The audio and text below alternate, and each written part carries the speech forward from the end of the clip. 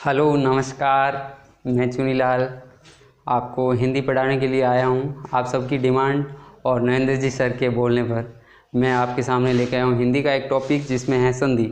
आज हम पढ़ने वाले हैं संधि। संधि किसे कहते हैं?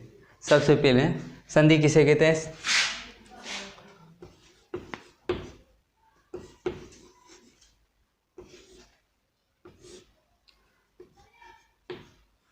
वर्णों के मेल में होने वाले परिवर्तन को क्या कहते हैं? संधि। तो वर्णों के मेल में होने वाले परिवर्तन को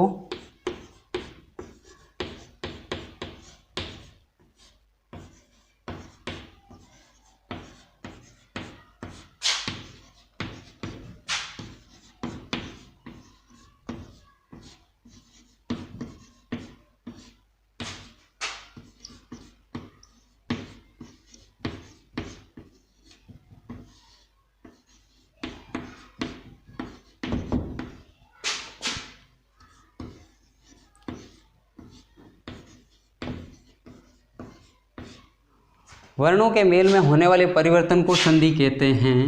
संधि के तीन भेद होते हैं, तीन भेद के दो, चाहे तीन प्रकार की संधि होती है, कुछ भी बोल सकते हैं। संधि तीन प्रकार की होती हैं। जैसे सबसे पहले स्वर संधि, स्वर संधि के बाद में व्यंजन संधि,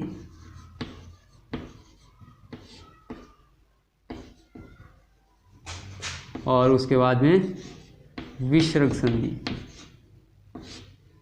स्वर संधि, व्यंजन संधि और विसर्ग संधि, संधि के तीन भेद होते हैं। हम पढ़ने वाले हैं आज स्वर संधि। स्वर संधि के 5 नियम होते हैं। 5 नियम के दो, चाहे 5 भेद के दो, एक ही चीज़ है।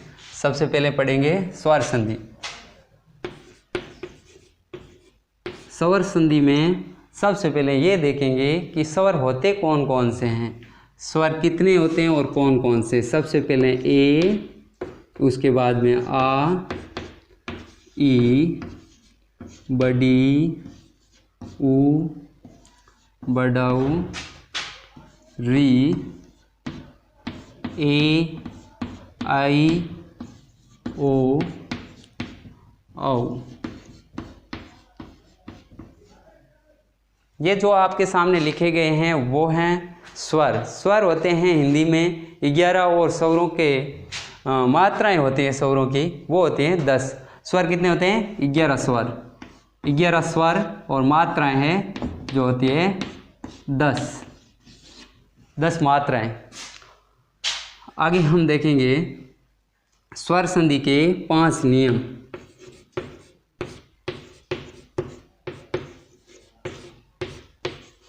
स्वर संधि के नियम 5 भेद लिख दो, चाहे एक ही बात है।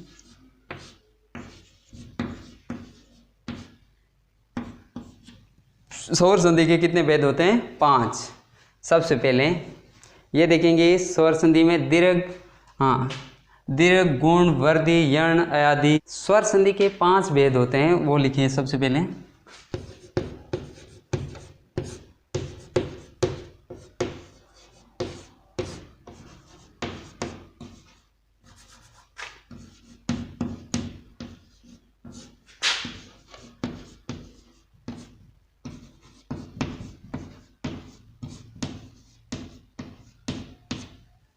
सबसे पहले दीर्घ, जैसे मैं लिख रहा हूँ वैसे ही आपको लिखना है, दीर्घ।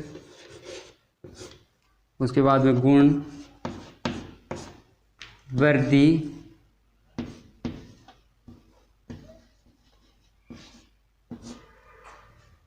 यण और अयादि। दीर्घ, गुण, वृद्धि, यण, अयादि, और 5 के अलग अलग नियम हैं। जैसे मैं लिख रहा हूँ वैसे ही आपको लिखना है। सबसे पहले दीर्घ के नियम, पहले तो इधर लिखते जाओ, ए या आ,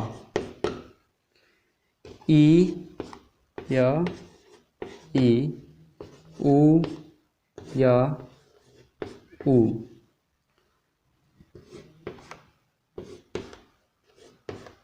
ए आ के बाद में ए आ, वापिस ए आ के बाद में ए या आ, ई और ई के बाद में ई या ई,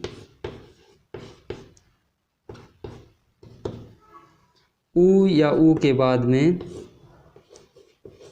ऊ, री के बाद में री, ए आ के बाद में वापिस ए आए। जैसे हम कहते हैं कि दीर्घ, दीर्घ का मतलब होता है, अर्थ होता है बड़ा। दीर्घ का मतलब बड़ा, बड़ा तभी होता है आदमी जब कोई समान चीज़ मिल जाए, समान अक्षर मिल रहे हैं। इसमें ए आ के बाद में ए या आए तो आग हो गया। ई या ई के बाद में ई या ई आए तो ई हो गया।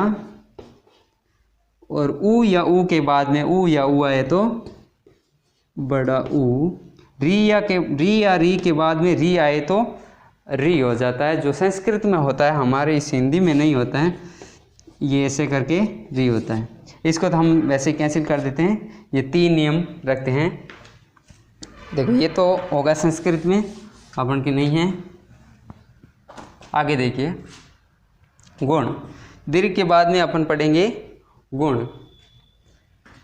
ए या आ के बाद में ए या आ है तो आ हो गया। ई या ई के बाद में ई या ई आया तो ई हो गया। ऊ या ऊ के बाद में ऊ या ऊ आया तो ऊ हो गया।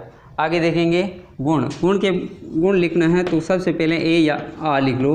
ये 5 नियम, इसके 3 नियम और वर्दी के 2 नियम। गुण के 3 और वर्दी के 2 नियम। ए या आ 5 बार लिख लो। 1 2 3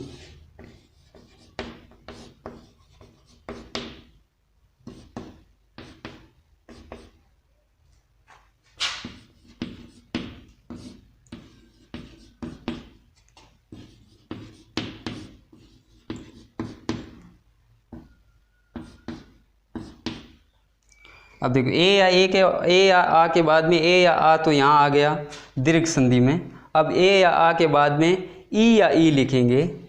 ई या ई। और ए या आ के बाद में अब आगे हम लिखने वाले हैं ऊ या ऊ।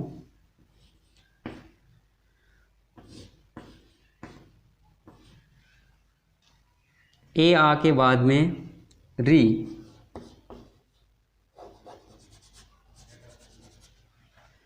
ए या आ के बाद में ई या ई आए तो हो जाएगा ए।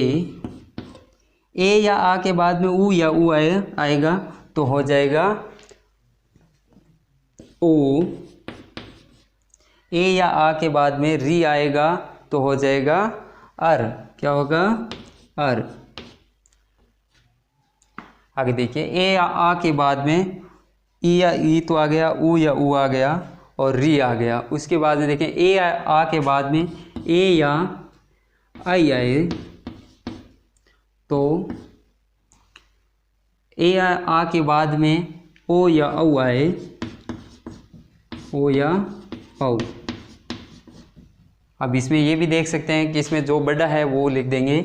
जैसे ए या आ के बाद में ए या आई आए तो आई हो जाएगा। ए या आ के बाद में ओ या औ होगा तो औ बन जाएगा। आगे देखिए यण संधि। यण के नियम।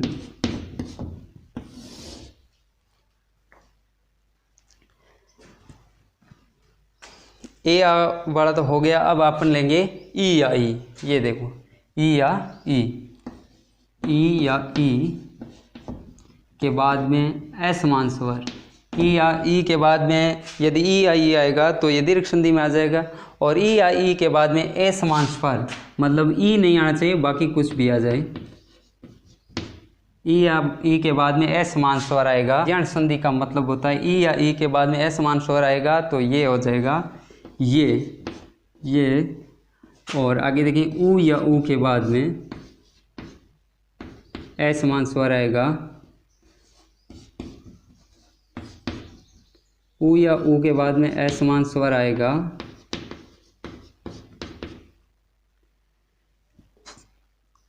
वह हो जाएगा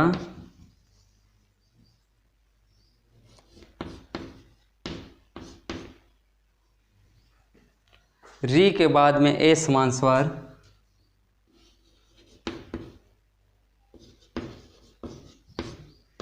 यदि री के बाद में ए समान स्वर आए तो रे हो जाएगा। क्या होगा? रे। आगे देखते हैं यण। यण हो गई, उसके बाद में अयादि। अभी मैं एक बार इसको मिटा देता हूँ, उसके बाद में लिखता हूँ अयादि।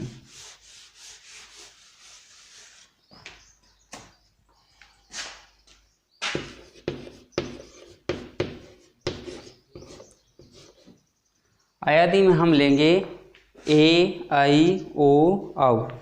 सबसे पहले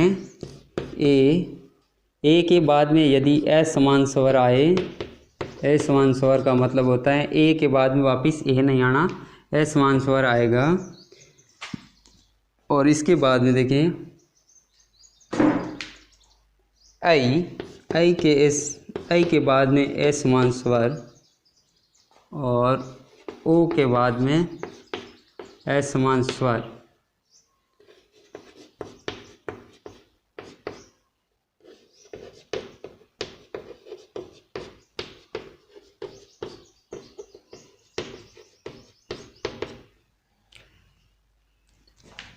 ए के बाद में ए समान स्वर आएगा तो औ हो जाएगा, और आई के बाद में ए समान स्वर आएगा तो आओ,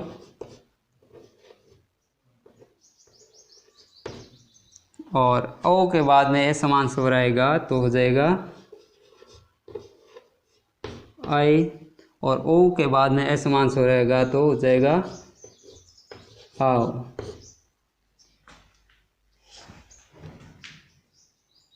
इसके बाद में हम आगे देखेंगे अयादि संधि। अयादि संधि में ए के बाद में ए समान स्वर यानी सेम स्वर नहीं आना चाहिए, ए समान स्वर आएगा तो आई हो जाएगा, और आई के बाद में ए समान स्वर आएगा तो आई हो जाएगा, और ओ के बाद ए समान स्वर आएगा तो औ हो जाएगा, और ओ के बाद में ए समान स्वर आएगा तो आव हो जाएगा। इसी प्रकार हम अगले वीडियो में देखते हैं कि स्वर संधि के दीर्घ के बारे में पढ़ेंगे हम अगले वीडियो में।